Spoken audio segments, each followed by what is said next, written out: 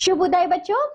हिंदी व्याकरण की कक्षा में एक बार फिर से आप सबका बहुत बहुत स्वागत है। आज हम पढ़ेंगे पाठ नंबर 17 जिसका नाम है संवाद लेखन यानी डायलॉग राइटिंग। संवाद दो या दो से अधिक व्यक्तियों के बीच मौखिक बातचीत को कहते हैं। इसे वार्तालाप भी कहते हैं। इसके लिए कम से कम दो व्यक्तियों को होना आवश्यक है। तो बच्चों, जो संवाद होता है वो कम से कम दो व्यक्तियों के बीच में होता है। संवाद लिखते समय निम्न बातों का ध्यान रखना चाहिए। आइए देखते हैं वह कौन कौन सी बातें हैं। संवाद लिखते समय संवाद के विषय को ध्यान में रखना चाहिए। संवाद छोटे छोटे होने चाहिए। संवाद की भाषा सरल होनी चाहिए। संवाद के वाक्य एक दूसरे से जुड़े होने चाहिए। पात्रों के अनुसार ही भाषा होनी चाहिए। नमस्ते, धन्यवाद, माफ करना आदि शिष्टाचार वाले शब्दों का उचित प्रयोग किया जाना चाहिए। वाक्यों में उचित विराम चिन्हों का प्रयोग किया जाना चाहिए।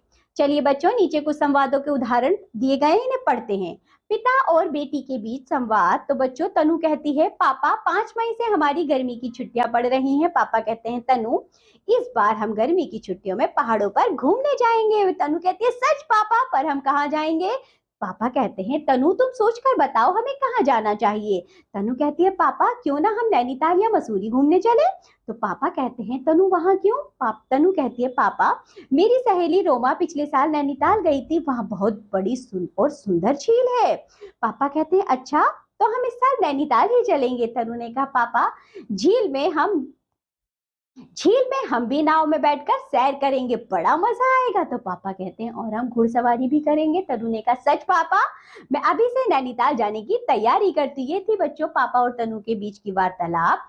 अब हम पढ़ेंगे दो मित्रों के बीच का संवाद। चिंटू कहता है, हेलो, कौन बोल रहा है? पिंकू कहता है, चिंटू मैं पिंकू बोल रहा हूँ। बच्चों, ये वार्तालाप फोन पे हो रहा है।